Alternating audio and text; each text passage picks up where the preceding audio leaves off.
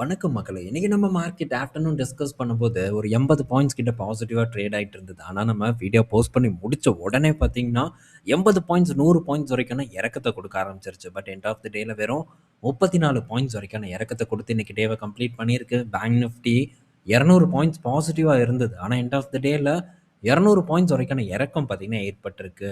So தலைகீழா மாறியிருக்கு. But பெரிய அளவுக்கான ஒரு டவுன்ஃபால் நம்ம மார்க்கெட்ல இல்ல. அதுவே நல்ல விஷயம். இன்னொரு ஒரு சர்ப்ரைஸ் என்னன்னா, இந்த டவுன்ஃபால் வருவதற்கான ரீசனே வந்து எஃப்ஐஐஸ் சாரி டிஐஐஸ் தான் வந்திருக்காங்க. வழக்கமா எஃப்ஐஐஸ்ன்னு அவன் மேலேயே பழிய போட்டு, அவனோட பேர் தான் வாயில வந்துட்டு இருக்கு. ஆனா இன்னைக்கு டேல டிஐஎஸ் பண்ண வேலை நம்ம மார்க்கெட் இறங்கியிருக்கு. ஸோ 3400 கோடிக்கு பார்த்தீங்கன்னா, டிஐஎஸ் இன்னைக்கு நம்ம மார்க்கெட்ல வித்திருக்காங்க. இவனுக்கு டாப்லலாம் விக்க மாட்டாங்க. நல்லா வித்து எஃப்ஐஐஸ் கீழ இறக்குவாங்க. ஸோ எஃப்ஐஐஸ் வாங்க ஆரம்பிப்பாங்க. அதுக்கப்புறம் போய் இவன் விக்கிறான். ஆனா இவன் என்ன விக்கிறான், ஏது விக்கிறான் அப்படிங்கிறது நமக்கு தெரியாது. அது வேற விஷயம். ஏன்னா நல்ல ஒரு ஓவர் வேல்யூடு ஸ்டாக்கா விக்கலாம். இல்ல டாப்ல இருக்கக்கூடிய ஸ்டாக்ஸ்ல ப்ராஃபிட் புக் பண்ணலாம். ஸோ எது வேணா வந்து நடக்கலாம். இவனுங்களுக்கு எப்பவுமே பெருசா நஷ்டம் ஏற்படாது. நஷ்டம் ஏற்படணும் அப்படின்னு ஒரு விதி இருந்ததுன்னா, நம்ம தான் அந்த பலிகாடு. நம்ம மேல தான் நஷ்டம் ஏற்படும். நம்ம தான் இந்த மார்க்கெட்ல ரொம்பவே கேர்ஃபுல்லா வந்து நடந்துக்கணும். ஏன்னா, எவனோ ஒரு பெரிய ஆள்கள் சம்பாரிக்கிறதுக்கு நஷ்டப்படக்கூடிய ஆட்கள் பார்த்தீங்கன்னா, அது சாதாரண ரீட்டெயில் இன்வெஸ்டர்ஸா தான் வந்து இருக்காங்க. ரீட்டெயில் இன்வெஸ்டர்ஸோட பணம் தான் பார்த்தீங்கன்னா, பெரும் பண முதலைகள் வாயில போய் விழுகுது.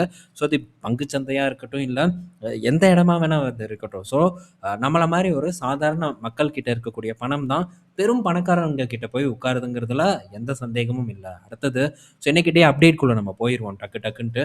ஸோ, ஃபர்ஸ்ட்டு நம்ம பார்க்க போறது ராம்டியோ அகர்வால். ஸோ இவருக்கு என்ன வந்து இப்போ இன்வெஸ்ட்மெண்ட்டை பற்றி ஒரு கிளாஸ் எடுத்திருக்காரு அப்படின்னு பார்த்தீங்கன்னா, ஸோ லாங் டேர்ம் இன்வெஸ்ட்மெண்ட்டை பற்றி வந்து சொல்லியிருக்காங்க. லாங் டேர்ம் இன்வெஸ்ட்மெண்ட் அப்படிங்கிறது பேர்லேயே இருக்குது லாங் டேர்ம் அப்படின்ட்டு. ஸோ அதனால் 2 வருஷம் 3 வருஷம் எஃப்ஐஐஸோட விற்பனை இதெல்லாம் பார்த்து நம்ம பெருசாக ரியாக்ட் பண்ணக்கூடாது அப்படின்னு வந்து சொல்லியிருக்காங்க. லாங் டேர்ம் கண்ணோட்டத்தில் தான் நம்ம முதலீட்டை அணுகணும்னு சொல்லியிருக்காங்க. இன்னொரு ஒரு முக்கியமான பாயிண்ட்டாக என்ன சொல்லியிருக்காங்கன்னா, ஸோ நம்ம ஃபேமஸாக இருக்கக்கூடிய ஸ்டாக்ஸ் பக்கம் போகக்கூடாது அப்படின்னு சொல்லியிருக்காங்க.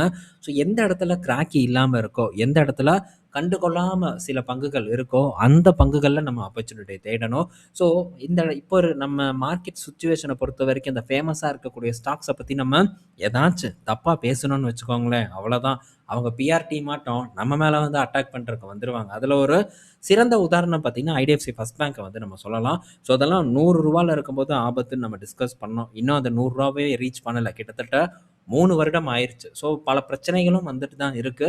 ஸோ இந்த மாரி பல பங்குகள வந்து சொல்லலாம். பீக்ல அதெல்லாம் ரிஸ்க் அப்படின்னு நம்ம சொன்னாலும் அத வந்து கேட்க மாட்டாங்க. ஆனா, பணம் பண்ணணும் அப்படின்னு நம்ம நெனைச்சோம்னா, ஸோ நம்ம ஒரு நல்ல இடத்துல வந்து அதாவது யாரும் இன்வெஸ்ட்மென்ட் பண்ணாம, யாரும் வந்து முதலீடு செய்ய யோசிக்கக்கூடிய ஒரு ஃபேமஸ் இல்லாத ஒரு பங்கு பக்கம் நம்ம போனா மட்டும் தான் நல்ல ரிட்டர்ன பார்க்க முடியும் அப்படின்ட்டு இவரே வந்து சொல்லியிருக்காங்க. இதுதான் என்னுடைய ஒரு கருத்தும் கூட. இதத்தான் நம்மளும் வந்து பண்ணிட்டு இருக்கோம். ஸோ லார்ஜ் கேப் அப்படிங்கிறது வேற. லார்ஜ் கேப் ஐடியாஸ் வேற. ஸோ மற்ற மிட் கேப் அண்ட் இந்த சின்ன பங்குகள்ல நம்ம மற்றவர்கள் போகாத இடத்துக்கு நம்ம போகணும். பலரும் பார்த்தீங்கன்னா, சின்ன பங்குகள தொரத்தி வாங்குறது. அதுவும் குறிப்பா வங்கிகள பொறுத்தவரைக்கும் சின்ன பங்குகள் தான் எல்லாருக்கும் ஃபேவரட் பங்குகளா வந்து தொடர்ந்து இருந்துட்டு வந்துட்டுருக்கு. இப்போ வரைக்கும் கூட. ஸோ அது கொஞ்சம் கொஞ்சமா மாறும். ஏன்னா, இப்போ எவ்வளோ பெர்ஃபார்மன்ஸ் பார்க்கும்போது ரொம்ப மோசமா இருக்கு. மேபி இந்த பெர்ஃபார்மன்ஸ பார்த்து இப்பவும் வாங்கலான்ட்டு வேல்யூவேஷன் புக் வேல்யூ பார்த்தீங்களா? பிரைஸ் டூ புக் வெறும் 1 டைம் தான் இருக்கு அப்படின்ட்டு ஆடுனா, கண்டிப்பா அது ஒரு இம்பாக்ட்ட நமக்கு ஏற்படுத்தும் அப்படிங்கிறதுல சந்தேகமே இல்ல. ஸோ யோசிச்சு சிறந்த ஒரு முடிவு.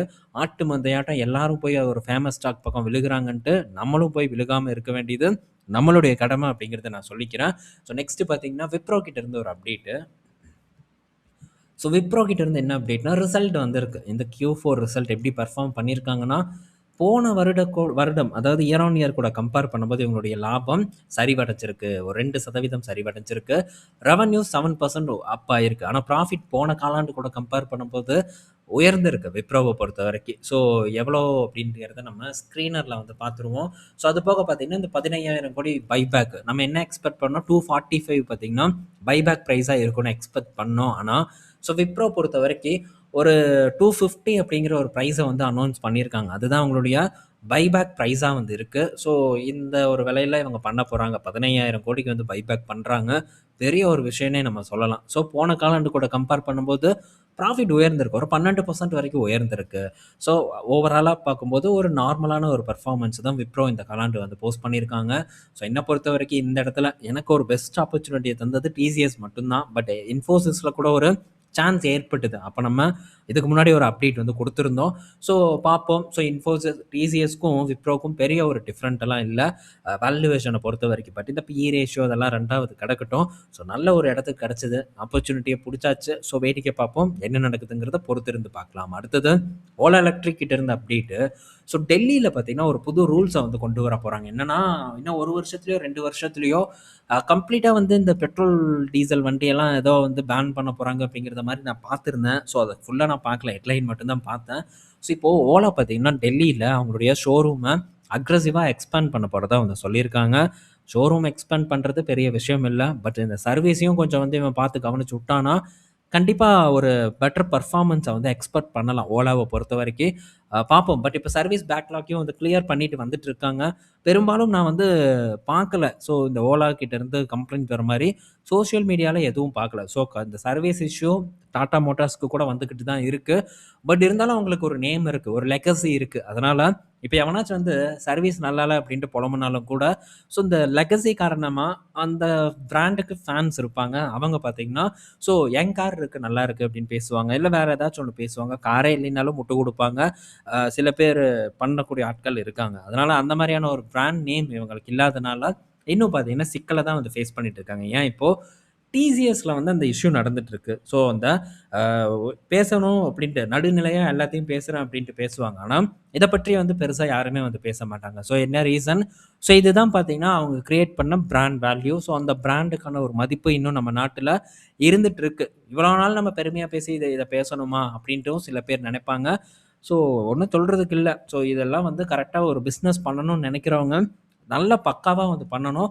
ஸோ அதை வந்து பண்ணினா தான் சரியான ஒரு பிஸ்னஸ் இருக்கும் அப்படிங்கிறது, ஒரு நல்ல வளர்ச்சி இருக்கும், தொன்று தொட்டு அந்த நிறுவனமும் இயங்கிட்டு வரும் அப்படிங்கிறது என்னோட ஒரு கருத்து. ஸோ அடுத்தது மாருதி சுசுகி கிட்ட இருந்த அப்டேட். ஸோ இந்த இக்னிஸ் காரை வந்து இவங்க இப்போது ஸ்டாப் பண்ண போகிறதா வந்து சொல்லிட்டாங்க. ஸோ இந்த இக்னிஸ் கார் பார்க்க கொஞ்சம் ஒரு மாதிரி இருந்தாலும் எனக்கு இந்த கார் கொஞ்சம் வந்து ரொம்பவே வந்து பிடிக்கும். ஸோ ஒரு காம்பேக்டாக இருக்குது, ஒரு நல்ல பர்ஃபார்மன்ஸும் கொடுக்கக்கூடிய ஒரு காராக தான் இந்த இக்னிஸ் இருக்குது. ஸோ நெக்ஸாவில் வந்து இதை இன்ட்ரடியூஸ் பண்ணாங்க. இது ஃபெயிலியர் தான், ஒன்றும் பண்ண முடியல. அதே மாதிரி இந்த எஸ் கிராஸ்ன்னு ஒன்று இருந்தது அதுவும் பார்த்தீங்கன்னா ஃபெயிலியர் ஆச்சு. ஸோ அந்த காரும் பார்த்தீங்கன்னா கொஞ்சம் நல்லா தான் இருக்கும். பட் அதுவும் வந்து ஒரு ஃபெயிலியர் மாடலாக மாருதி சுசுகிக்கு அமைஞ்சது. ஸோ இந்த மாதிரி ஃபெயிலியர் மாடல் டெஃபினட்டாக நிறுவனங்களுக்கு அமையும். பட் அதை தாண்டியும் நிறுவனங்கள் வளர்ந்துட்டு இருக்கு அப்படிங்கிறது நம்ம கண்கூட வந்து பார்த்துட்டு இருக்கோம். ஸோ இப்போ வந்த ஒரு நியூஸ் இதுதான். ஸோ இதே மாதிரி தான் இந்த சிஎஸ் இப்போ நம்ம டிசைர் பார்த்தீங்கன்னா விற்கிது, சிஎஸ் விற்க மாட்டேங்கிறதுக்கான ரீசன் ஸோ டிசைரோட ரேட்டும் சிஎஸோட ரேட்டும் வேற வேற. ஸோ இதெல்லாம் கூட ஒரு ரீசனாக இருக்கலாம். அடுத்தது பார்த்தீங்கன்னா தேஜாஸ் நெட்வொர்க். அப்பப்பா இந்த ஸ்டாக்குக்கு ஒரு ஐப்பு ஒரு காலத்தில் இருந்ததே, மறக்க முடியுமா அப்படிங்கிற மாதிரி தான். அந்த மாதிரியான ஒரு பங்கு தான் இந்த தேஜாஸ் நெட்வொர்க்கு. ஸோ என்ன ஏதுன்னே தெரியாமல் உட்காந்து நான் தான் எல்லாம் அப்படிங்கிற மாதிரி இந்த ஸ்டாக்கை ரொம்ப தூக்கி வச்சு பேசுனாங்க. 800 ரூபாய்க்கு மேலே இருக்கும்போது நல்லா எனக்கு ஞாபகம் இருக்குது. ஸோ நிறையா தொடர்ந்து ஃபாலோ பண்ணுறவங்களுக்கும் அந்த விஷயங்கள் எல்லாம் தெரியும். ஸோ இந்த பிஎஸ்என்எல் டீலில் விட்ட உடனே பார்த்தீங்கன்னா நிறுவனத்தோட பர்ஃபார்மன்ஸ் என்ன அப்படிங்கிறது நமக்கு கண்கூட வந்து தெரிய ஆரம்பிச்சிருச்சு. ஸோ இந்த காலாண்டுலேயும் பெரிய ரெவன்யூ இல்லை, நஷ்டம் பார்த்தீங்கன்னா தொடர்ந்து உயர்ந்துட்டு வந்துட்டு இருக்கு. இதுதான் தேஜஸ் நெட்வொர்க்கோட நிலைமையாக இருக்குது. ஆனால் கடந்த அதாவது ஒரு 4 குவார்ட்டர் நல்லா பர்ஃபார்மன்ஸ் பண்ண உடனே பார்த்தீங்கன்னா அவ்வளோதான் ஆகும். தேஜஸ் நெட்வொர்க் அப்படி இப்படின்னாங்க, நல்ல வேல்யூ பை அப்படி இப்படின்னாங்க. இப்போ இந்த தேஜஸ் நெட்வொர்க்கை பற்றி எங்கேயாச்சும் கேள்விப்படுறீங்க? டெஃபினட்டாக இந்த பங்கை இதுக்கு முன்னாடி பேசுகிறவங்க பேசவே மாட்டாங்க. ஏன்னா அந்த அளவுக்கு சிக்கல் இருக்குது. ஸோ நான் எல்லாம் வெளுத்ததெல்லாம் பாலுன்ட்டு நம்ம பங்குகளை வாங்கணும்னா கண்டிப்பாக வந்து சிக்கல் இருக்குது.